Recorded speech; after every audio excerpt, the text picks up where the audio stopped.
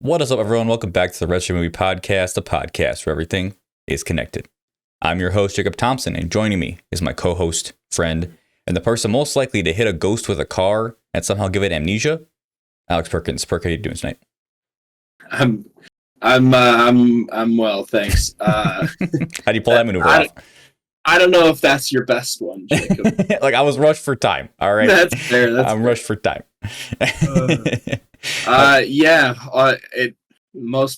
Most mornings on my way to work, I give ghosts amnesia. Yeah, you think you just go right through it, but no, you can do some damage. Oh yeah. Welcome back to the podcast, everyone. This is the show where every week Perk and I review a film connected to the last one we watched. If you like our show, we post pretty much every Friday on podcast services, YouTube. You can come watch movies with us, tell your friends about it, have a good time. Last week we watched Train to Busan, which featured the actor Ma Dong-seok, and we followed him to this week's movie, The Bros. Perk, why don't you try it for us? Yeah, all right. So The Bros is a 2017 joint directed by Yoo Jung-jang, starring Ma Dong-seok and Lee Dong-hui. It is about two brothers who return to their ancestral family home after the passing of their father, and both of them have ulterior motives that they want to access through their home, and they, on the way home, they run over a woman, and it ends up being the ghost of their mom, and there's also a police officer who's like maybe There's a lot going on. Yeah. Some fun facts. This is the first movie we've done on this string that doesn't have any on IMDb. Oh, that's a bummer. Yeah, it's hard with the foreign films to get some in there. Well, usually it's not. Usually there's actually still a ton, but this one's just a little bit lesser known, I suppose. Yeah, I guess. So yeah, let's get into a Perk. I'll go first this week. This movie did not work for me for the majority of it. I was very bored for like the solid first half of this movie. Comedy completely fell flat. Like, it was so slapstick, and I was just, it's not my bag. Maybe I was also just not in the mood for it, but I just did not love the slapsticky nature of the humor. And like we hinted at in the intro, there's just way too much going on. There is like an A, B, C, D, E, and F plots happening in this film. There's so much happening. But I will say, by the end, it did have some good heart. And I'm like, okay, this is actually a nice moment. And I appreciate, the drama there. But it took way too long to get there. It should have been more balanced, in my opinion. And the comedy just did not work for me at all. So, yeah, this movie, not my fave from this year, I would say. Yeah, there's nothing really I dislike, but good Lord, is this just an all over the place movie? It's all over the place. It is tonally having a heart attack most of the time. I agree with you. The first half of the movie I found very tedious. I think once it picks up a little bit, and in the back half it was a little more entertaining. And I was surprised because the emotional beat at the end of the movie, when the main character, the buff character, when he finds the tablet about his dad, of his dad telling the truth of the story of his mom, that whole scene was really effective for me. Yeah, that and them crying at the funeral, like, those both got me. Like, So the crying at the funeral didn't get me because in the middle of this they shoehorn in a slapstick scene to try and get the papers back. Mm-hmm. I don't know. Which they failed to do, and then just have the biggest Deus Ex Machina in this movie of, oh yeah, by the way, this is an endangered flower. That, like, what the fuck? It was so random. I don't know. We're gonna kind of be all over the place with this, but the movie is kind of all over the place to deserve it. Yeah. Why didn't they just have them get the papers back? Yeah. Why are they like, no, we're not doing Why that? did we have them fail to get the papers back and then get Deus Ex Flower? You invented a perfect plot device for this. It was already in there. It was the Chekhov signed document. Well, even if... And then off screen, I guess they just didn't get them. I don't know, man. Well, even if the brother who was the lecturer had interest in botany and we had heard about these flowers earlier in the movie, that would have been a nice payoff. But no, they're completely out of nowhere, and it's like, oh, okay, yeah, I guess we'll just throw this in. It's like, what the fuck, man? Yeah. So I don't know, to go a little further. The the archaeologist brother was a pretty compelling character in comparison to the rest. I thought his brother was just had almost nothing going on. Yeah, I wasn't interested in his storyline. Yeah. With the woman from work, who I guess it ends up that she didn't get them the papers and she's fired. I'm sure. I don't know. Well, now they're like starting a store in town at the end. I think he mentioned. Oh yeah, that's like, right. Okay, like sure. But the older brother being an archaeologist who spent 100 million won on a lawnmower. No. Well, yeah, there was a metal detector, but there was also like a lawnmower with a tablet taped on. Well, he said it was a lawnmower because he was like trying to lie. I think it was like another metal detector type thing. Oh, okay. Yeah, but it looked like a lawnmower. Maybe this is not the highest budget production, but I'm pretty sure that was just a lawnmower with a tablet taped on. And he spent 100 million won on that, and okay. I think his goons didn't need to be in the movie. No, but they did offer one of the 2 times I chuckled in this movie, being when they just rip off their clothes and they have like the suits on underneath. That got me. Pretty good. The other time I chuckled was right when they first get there, the brothers get there, and they have to like stand by the casket and people come up to like say their condolences, and the cop cousin is like trying to like grab their hands, and they're like, get the fuck out of here, man. Like, we don't want to talk to you. Those are the only times I laughed because they weren't like slapsticky. Yeah. Everything else was just did not work at all. I don't know. Some of the slapstick was okay, but I agree with you. Most of the time didn't really do it for me. The cop cousin and his wife. Yeah. What was that? Don't need them. Don't need them at all. They don't really add anything. They just kind of pop up in plot events that, again, don't really influence anything, like finding the cigarettes or when the cops come to town and he's one of them. Like, I don't care. Yeah. Here's maybe a bit of the controversial take, but the mom ghost did not need to be in the movie. Well, okay, or at least Perk, I'm so sick of amnesia. We gotta move past the amnesia plot device. Like, it is so tired. And like, it's pretty done over for like, sure.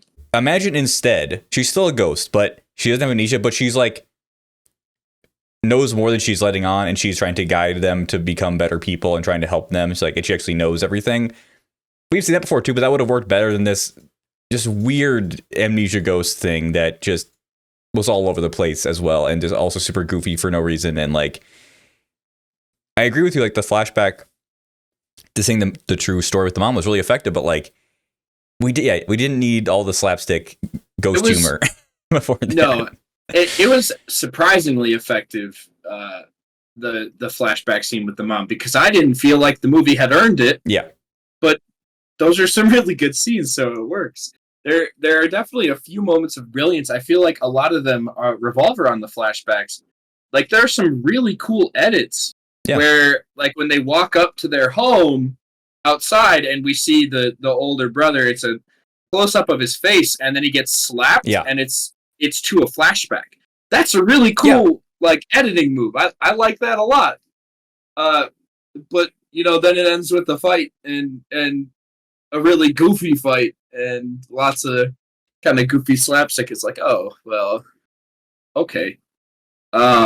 Yeah, I agree. I think the editing was pretty good, and with the transitions and like even like the sign switching to like first day of the funeral, like, oh, that was like cool. I will say there was one horrible VFX shot, and it was when the mom didn't have a shadow. It looked so bad, dude. It looked horrible. It looked really bad. I was like, oh my god, I could have done better than that. I think they didn't motion track the camera to get like a clean plate, and it was just, she looked like she was floating. It was really bad. Yeah, I think I don't know, because the mom story is something that could work. Them having the conflicting, like, trying to get money out of the land, Hmm. things can work. But I think they needed to focus on one or the other. Yeah. Because you're just trying to squeeze in too much. And like with the I'm following the mom storyline, and then we got to watch the three amigos like with metal detectors Hmm. for a couple minutes. Like what? And then also the mysterious hooded man is Yeah. So if I may, I wrote down all of the things that were happening in this movie. yeah.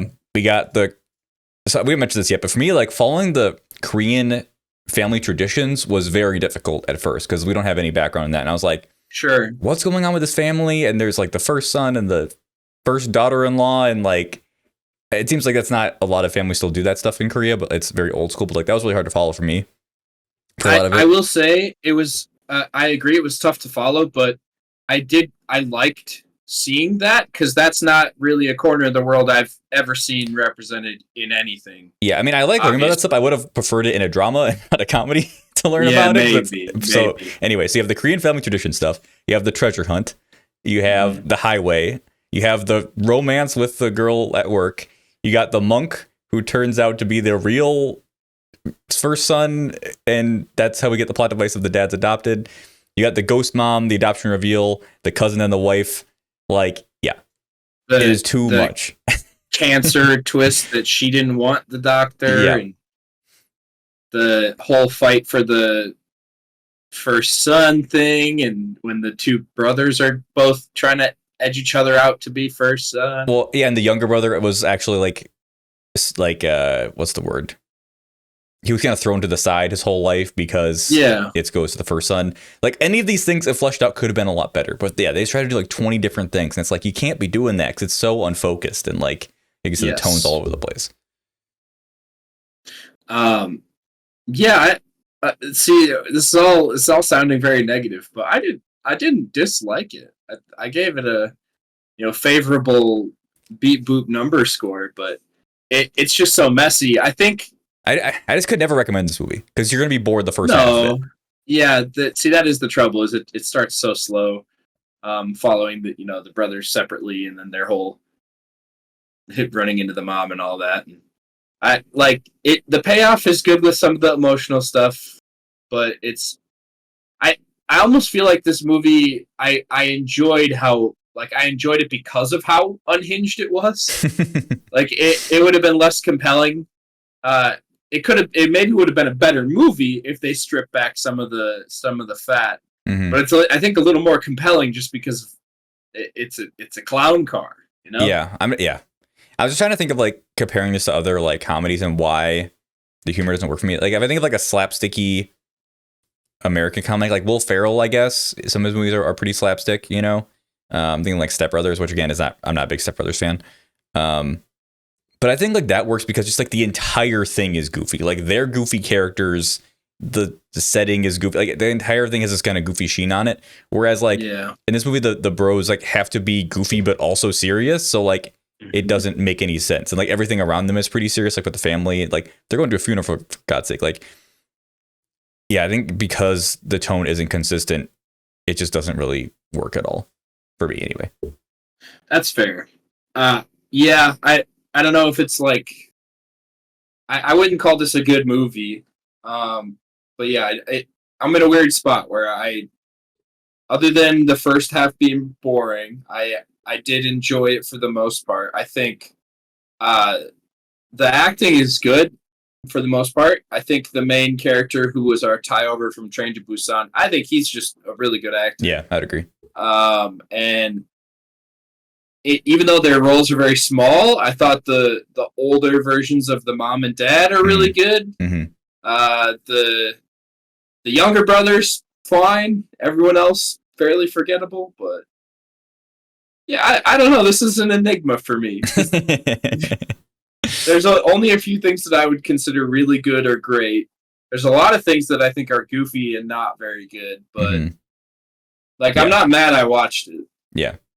Yeah, I think unlike a lot of other bad movies, there's a good movie in here. Yes. Like this could have been reworked to be like a better movie, but you just kind of had to make some decisions of like, okay, what do we want to cut? Do we want to cut the comedy? Do we want to cut, certain plot elements? So yeah, I don't know. I guess maybe because it could have been better, I'm a little bit more disappointed by it. Sure. But here's what it is. Do you have any things you'd recommend based on this movie? I can't really think of anything off the top of my head. I mean, all I can think of is maybe like some of the other more. I know it's a contemporary set, like it's a modern film, but some of the more traditional stuff kind of reminded me of some of the Chinese stuff that we watched that was older and maybe more focused in like ancestral grounds, like Crouching Tiger or Hero, maybe. Sure. But yeah, those are such different movies to this, and it's hard to find a comparable, and not necessarily do I mean that in a good or a bad way. Yeah. Well, what's funny is you mentioned those, like they are comparable in the sense that like during the action, the physics get goofy, and it's like, but it's usually just the mom just eating it. No, sorry, I mean in like Hidden Dragon and Hero. Like, oh, sure. You know what I mean? Like there's flying everywhere, right? But like that's different because like, I don't know, it's like cool, or it's presented as like, yeah, we're taking it seriously. Even though things are crazy, we're taking it seriously. Where in this movie, I feel like the slapstick is presented as slapstick because the music that plays is like clown car music. And it's like, I think that's what really like made me not like it. It's like, all right, all these bumbling dudes doing like, I don't know. It's like it's trying too hard. It's like, laugh at this thing that's, like Three Stooges, and I'm like, I don't want to. I do like some of that though, and some of it worked for me. Like when while wearing the blue jumpsuit with the duck, when Great the outfit. When the big brother punches the boss in the face and is like, "You don't make fun of my little brother." Like I was giggling a little bit there, but yeah, that is the majority of the comedy, and I think some of that could be like there's funnier dialogue that's lost in translation. Yeah, maybe, and I think I want to mention too is like I'm much more of a comedy writing fan, sure, as opposed to physical comedy. So I'm not. I don't think it's a great movie, but it's also not for me in certain aspects, so I'm not gonna fully denounce it. But it'd be hard for me to personally recommend it, I think. Yeah, all of our Korean viewers out there, make sure to go check this one out and let us know, because I know there are a few scenes where I'm like, that is just not what they're saying. Yeah. Maybe that's literally what they're saying, but it can't sound like that. All right, well, that is our review of The Bros. If you watched it, let us know what you think. Maybe we're wrong about this movie. Who knows? But before we reveal what we're watching next week, Perk, you got one bonus review for me. What'd you watch this week? So I'm part of the problem. I'm a big cinema supporter, and I love going to the movies, but I've been busy lately. I've been traveling, and I was on a plane and had the opportunity, so I downloaded The Killer, which is the new David Fincher movie, which is it was in theaters briefly, and I believe now it's either both in theaters and on Netflix, or just on Netflix. So I watched it on Netflix on my phone, which is probably not the preferred way to watch it, but honestly, Fincher's films are not usually spectacle-based, and this one's no different.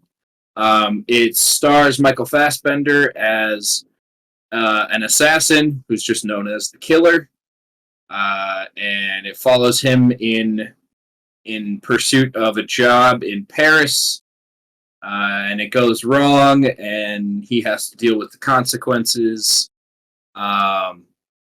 And the story is not especially interesting. It's kind of just, the job goes awry and he has to fight his way up the chain to solve the problems. But the way it's handled is fairly interesting,